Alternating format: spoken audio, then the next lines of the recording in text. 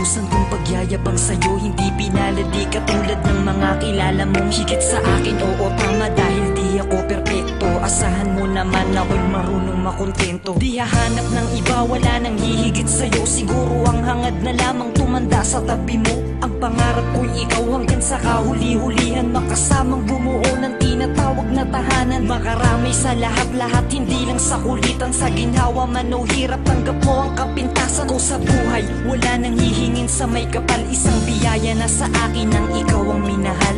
Ikaw ang minahal, ikaw ang minahal.